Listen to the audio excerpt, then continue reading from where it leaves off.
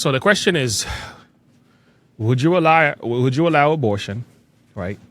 The killing of the unborn, 8th month, 9th month, right? Is the question.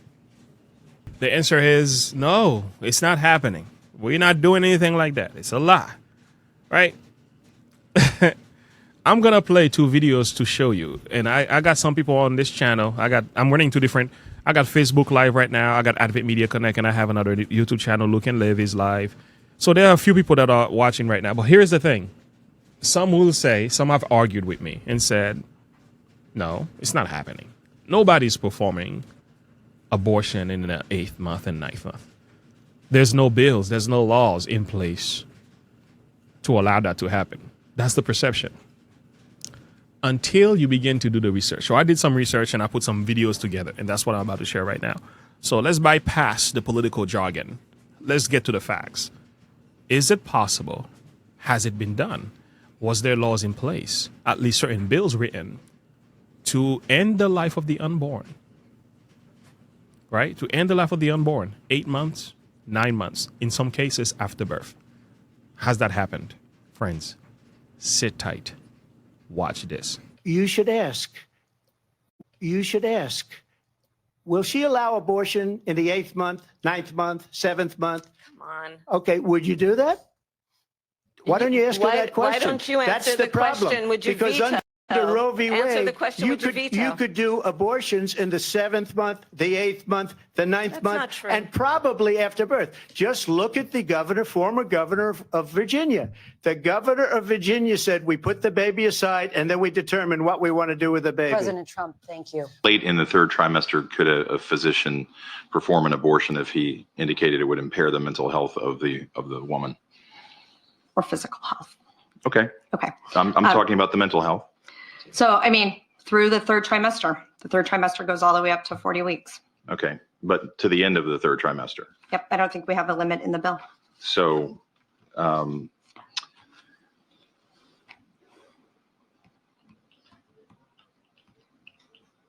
where it's obvious that a woman is about to give birth, she has physical signs of that she is about to give a birth. Would that still be a point at which she could request an abortion if she was so certified? She's dilating. Mr. Chairman, that would be a decision that the doctor, the physician, and the woman would I understand make at that. I'm asking point. if your bill allows that. My bill would allow that, yes. Oh man, it came out. A little bit of squeeze, a little bit of touch. It came out. Yes, friends, we are living in a time where there are politicians and people in place who think it is okay to end the life of a baby 8-9 months before the birth. This is no joke. And they say, it's not happening. You see, the hearts of men is wicked. We think we need to stop something before he becomes normal. When he becomes normal, it's already too late. That's why all that crazy transgender stuff, you can't clean it. You know why you can't clean it? Because we've let it happen. The reason they can cut body parts and organs of certain young and is sustained by laws, in some cases taxpayer dollars have been used to support that. How did we get to a point where we allow this to happen? Well, in the name of it can never happen, that's how it happened. That's how it happened. And I'm not saying this to laugh, but I'm just saying people plays with human nature. And this is when you read your Bible, you realize the Bible warns against this mentality. And again, people are not paying attention. That's not how the world works.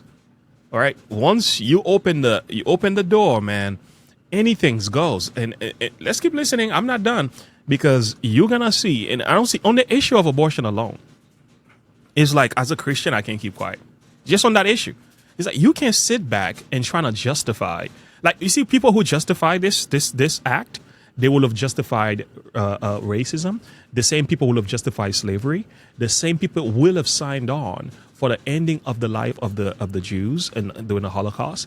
Anybody who cannot defend the most indefensible among us will not defend anybody else or any other group. If you can defend the babies, you will have never defended anybody else. That's fact of a thing. And that's kind of why I push against this. I keep sounding the alarm against this, because I find it even in my church. even among Seventh-day Adventists, there are some people who are trying to rationalize, justify, and sanctify this stuff. I say, you guys are out of your mind. Out of your mind. Anyway, let's keep listening because it gets worse. Do you support any restrictions on abortion? I don't. I've always believed... Even in the third trimester? Do you think there should be any limitation on abortions? No, I do not. Up till now, my understanding is there wasn't a limit on when in pregnancy a woman could receive an abortion. Have you set any limit on There are no limits. Is there a cutoff for you before that point? No, to me, it's a reproductive, it's a healthcare decision. It's up to women to make that decision. Where it's obvious that a woman is about to give birth, she has physical signs of that she is about to give a birth. Would that still be a point at which she could request an abortion if she was so certified? My bill would allow that, yes. Virginia's governor says he has no regrets on his comments earlier this week defending abortion, even as a baby is being born. If a mother is in labor, I can tell you exactly what would happen. The infant would be delivered. The infant would be kept comfortable. The infant would be resuscitated if that's what the mother and the family desired. And then a discussion would ensue between the physicians and the mothers. Are you for what he said, or late-term abortion, or the moments that he was talking about where you would keep a woman comfortable after she was giving birth in case she wanted to abort her third-term child? I don't know all his comments, but what I do know is that I am for women having the right to make a choice about her own body. State lawmakers in New York approved a law permitting abortion in the state up until birth. Cuomo applauded the legislation and marked the occasion by lighting the spire of the One World Trade Center pink to celebrate. 8 months into pregnancy, should a woman be allowed legally to have an abortion? Again, I've told you I believe women's right to choose, period. At the Capitol today, a House committee approved a bill that would remove restrictions on abortions performed in Minnesota. Bill would erase the requirements such as parental notification, or that clinics can only handle first trimester abortions, that patients be told about possible links to cancer, and the 24-hour waiting period. The bill would repeal a law that requires doctors to save any baby born alive during an abortion. Those in favor of Prop 1 include Governor Newsom, the California Democratic Party, and abortion rights groups such as the Planned Parenthood affiliates of California. With regard to abortion, do you believe that a woman should be able to terminate a pregnancy up until the moment of birth? Look, I think that happens very, very rarely, and I think this is being made into a political issue. Okay? So I think it's rare, it's being made into a political issue, but at the end of the day, I believe that the decision over abortion belongs to a woman and a physician, not the federal government, not the state government, and not the local government. I mean, I don't know how you could miss that, because they spelling it out for you. They're like, listen, man, we're going to do it. We're going to do what we want to do. Leave it for the women. It's kind of interesting how the conversation goes, right? When it comes to the issue of abortion, they said the federal government should not get involved in that. That's none of our business. Let the women and the physician choose. You heard that conversation?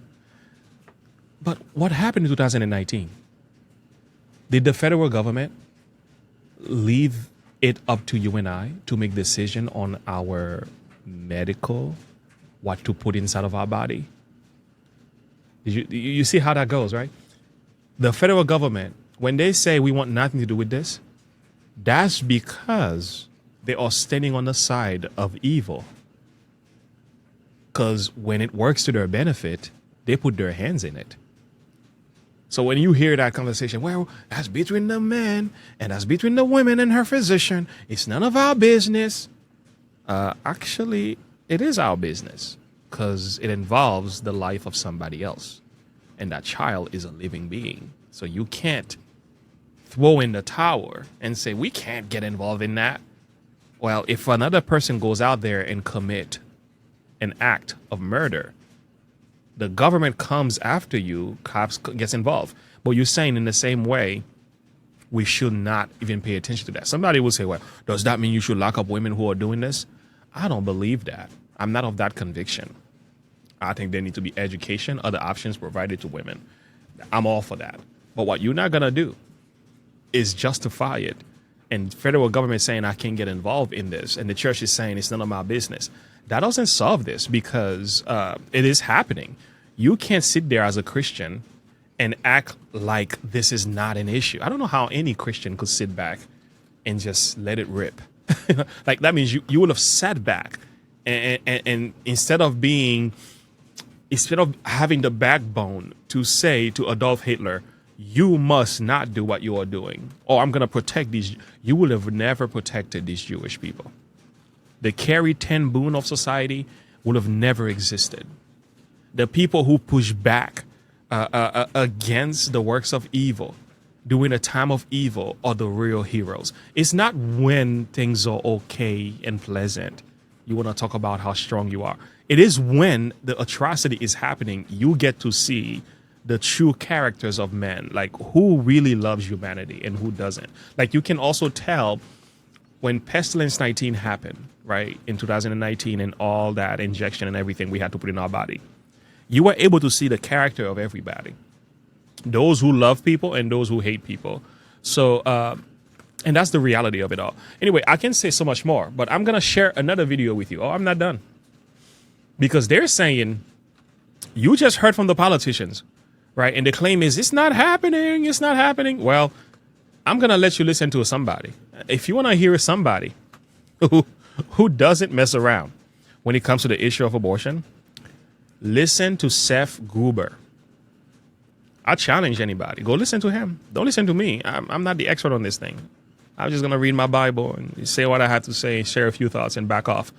Go listen to this individual right here. Go listen to him. I challenge you.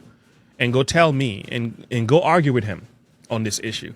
So listen to what he says. He's answering the same question. Late-term abortions are very real. Listen to what he says. I was told by reputable people who may or may not be running for office that late-term abortions, there's not one that's ever happened in the United States. It's fake news. So what's the truth? Are late-term abortions happening or not? And is there I don't know. evidence? Just go to Planned Parenthood's website or the Guttmacher Institute, which is Planned Parenthood's statistical research branch, which is named after Alan Guttmacher. Alan Guttmacher, who took over Planned Parenthood when Margaret Sanger died and became the president of Planned Parenthood. Alan Guttmacher, who was part of the Population Council and the Population Reduction Movement. Alan Guttmacher, who was approached by a journalist on the day that Roe versus Wade was decided in 1973, and he was asked, Alan Guttmacher, how are you going to protect abortion rights in the future? How are you going to protect women's bodily autonomy rights from those conservatives who might take away Roe versus Wade? And he responded with 2 words, sex ed. And so that's how we sexually arouse children so that we can solve abortions in the future. So that's the namesake of the Guttmacher Institute today, Planned Parenthood Statistical Research Branch. It's so weird. I can go onto Planned Parenthood's research branch, Alex, and I can see the number of abortions that occurred in the 3rd trimester every year since 1973. That's so shocking because I thought they didn't happen. Now, what the left will say, Alex, is they'll say, well, okay, sorry, I wasn't prepared for Alex Clark to go full data on me. And so, yes, I mean, they can happen, but they only happen when a failure to get that late trimester abortion will kill the mother. So they're only a life-saving procedure to save mom's life if the pregnancy continues, mom will die. Also fake news, okay? Abortion is never medically necessary to save mom's life. Never. Now I said never with zero qualifications. Really? I said this on stage with Charlie at a Freedom Night.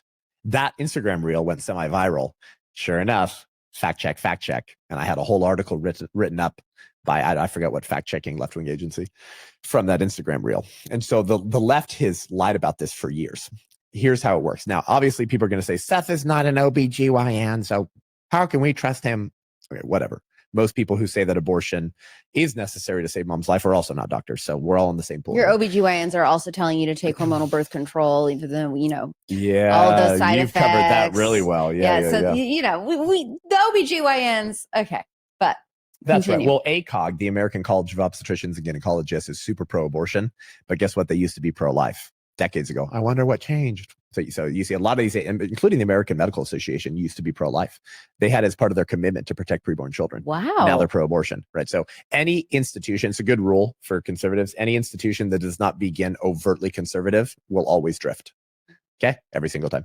Wow, this is a huge statement. Any institution that does not begin covertly conservative will drift. You can see it in the church. Whenever you see some people like, they will drift. They will go like either far left or far right. But yeah, it's scary. conservatives, any institution that does not begin overtly conservative will always drift. Okay, every single time. So let's actually bring some reality to this. So you're pregnant, you're in the 3rd trimester, and you have a very high risk danger to your body, to your health, to your life. If the pregnancy continues, you might die. This happens sometimes. Thankfully, 21st century medicine, America, guess what, Alex? We can almost always save the life of both mother and child, right? But there are some rare circumstances where if you allow the pregnancy to continue, mom could die.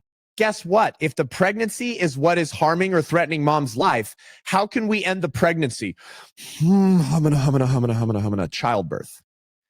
Delivering the child would be a way to end pregnancy. Wow.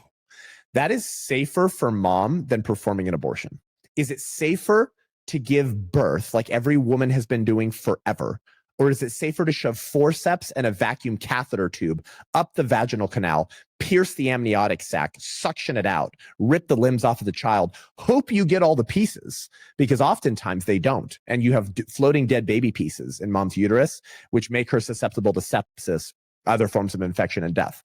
What do you think is safer for mom? Think for a second. Childbirth is always safer for mom than performing an abortion. So even in these rare cases where the pregnancy might take mom's life, abortion is not the way to save mom's life. It's actually more dangerous of a way to try to save mom's life. The safest way would be to deliver the child. And there has been whole kind of petitions signed by obstetricians, gynecologists, medical students, and scientists around the globe saying abortion is never medically necessary to save mom's life. Okay, so we covered Just mental abortion health. and mental health. Okay, mental health, 3rd trimester abortion. Does it happen? Late term abortion. What's next? So obviously 3rd trimester abortion does happen because Roe versus Wade and Doe versus Bolton allowed that. Okay. I know Kamala Harris said in the debate that it doesn't happen. She said that's a myth.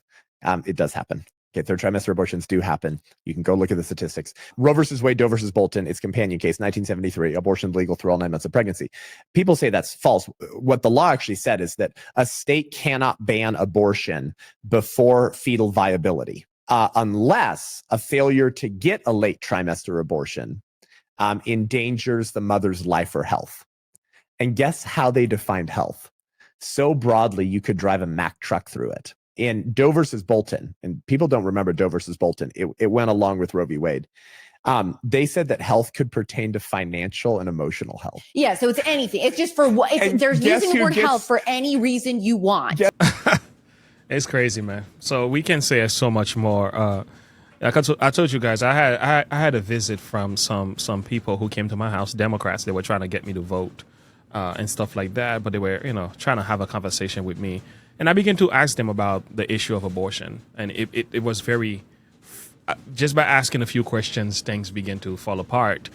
But I began to ask questions about that. And one of the ladies that came to visit me, she was Jewish. So she was trying to convince me, I believe in the Bible too, James. I believe in God, I'm Jewish and so on. I'm like, oh, that's good. So you believe in the Old Testament? She said, yes, I believe in the word of God and yada, yada, yada. I'm like, okay, good. But I said, how can you support abortion then? She said, well, because the God of the Bible does not. Here are the words. The God of the Bible is not against abortion. I was like, really? Where did you get that from? She said, there is nowhere in the Bible it says aborting children is wrong. So I say, okay. When you read the Bible, the sacrifices that were being done to Molech, wasn't this a type of ending the life of an unborn, of a child? Well, they were already born, but wasn't this a type of human sacrifice? She said, yeah, it was human sacrifice, but it was not abortion. I'm like, so it's abortion if it's done inside of the womb, but outside of the womb, it's not abortion. So which one do you prefer? The difference is the location where the act is performed. It's not so much the act itself that you care about. She began to think, she's like, I never thought of it. I'm like, that's exactly what you're saying. What you're saying is it's okay to end the life of a baby if it's in the womb of the mother. But once it's outside of the womb of the mother, like the pagans used to do and sacrifice to Molech for different reasons, prosperity, success, for their future, to appeal to the gods. So they did it for different reasons. So when they did their sacrifice, they had their own selfish reasons in mind. So that's why they sacrificed the child. You saying what they did then is different than now, but the reason for what it was done is similar. The only difference between then and now is the location where the child exists. So you saying you're going to vote for the individual. You want me to vote for the person who is ending the life of the unborn and make that their policy, their political platform, and you want me to support that as a Christian. Well. Listen to this. If you ever doubt how God feels about this issue, and I think this is probably the most powerful passage in the entire Bible on this issue, as you think about the direction that things are headed in our culture. But I want you to think about this passage right here. This passage does it for me. So here we are. All right, let's put this on the side here. All right, there we go. In Leviticus chapter 18, verse 1, we are told, the Lord spake unto Moses, saying, Speak unto the children of Israel, say unto them, I am the Lord your God. And he is speaking about the issues that were happening in Israel. So he's talking about the nakedness of your father, that shall not cover the nakedness of your father, and so on. All right, so let's go down a little bit more. Okay, so let's begin here. So it says, you should not lie with mankind as with womankind. It is an abomination. So that addresses the issue of homosexuality and sexual perversion. And then he moves on to say, neither shall thou lie with any beast and defile thyself therewith. Bestiality was already going on in the Bible. Neither shall any woman stand before a beast that lie therein. It is confusion, we are told. He's not done. Defile not yourself in any of those things, for in all these things, these nations that are defiled, which I cast out before you. So the nations who were engaged in that fell apart. They became weak.